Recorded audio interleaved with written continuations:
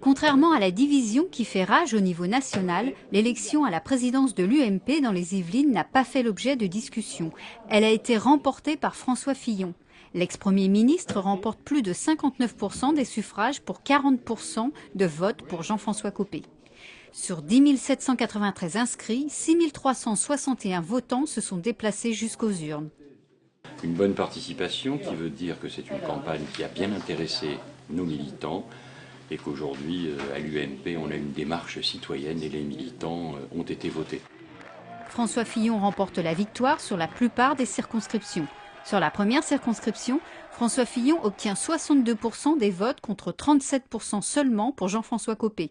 71% sur la deuxième contre 28% pour Jean-François Copé. Sur la troisième, 58% pour François Fillon, 41% pour Jean-François Copé, pourtant soutenu par Henri Guénaud, député de cette circonscription. Sur la dixième, fief de Jean-Frédéric Poisson, soutien également de Jean-François Copé, l'ex-premier ministre enregistre 58% des voix contre 41% pour le maire de Meaux.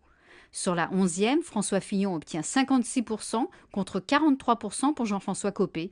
Enfin, sur la 12e, le score est de 55% pour François Fillon contre 44% pour Jean-François Copé.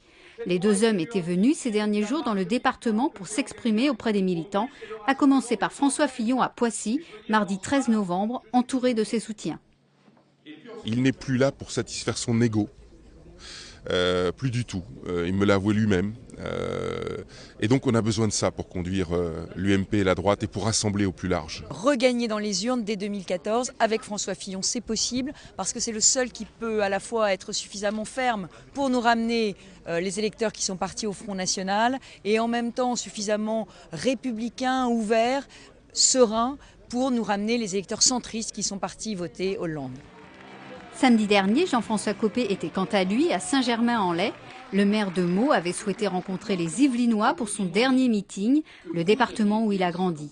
Un département qui ne lui aura pas porté chance, mais samedi soir, Jean-François Copé et ses soutiens avaient prévenu, pas de division à l'issue des votes. Il nous faudra naturellement nous rassembler. Je l'ai dit, si je suis élu, dans l'heure qui suit, j'appellerai François Fillon et tous ceux qui ne m'ont pas soutenu pour une famille politique rassemblée pour l'avenir. Je suis sûr que Jean-François Copé et François Fillon feront tout pour que tout marche. Mais vraiment, sincèrement, l'homme de la situation aujourd'hui, compte tenu de la France, que nous sommes dans l'opposition, l'homme de la situation, c'est Jean-François Copé. Dimanche, le bureau de vote d'Elancourt a vu les militants se déplacer en nombre pour exprimer leur choix, parfois avec une file d'attente de plus d'1 heure. Un choix pas si tranché que ça pour tous. Les deux sont...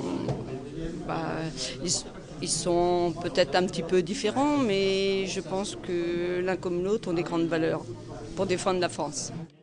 Le vote au niveau national est pour l'heure toujours incertain, mais les militants yvelinois, eux, ont bel et bien tranché.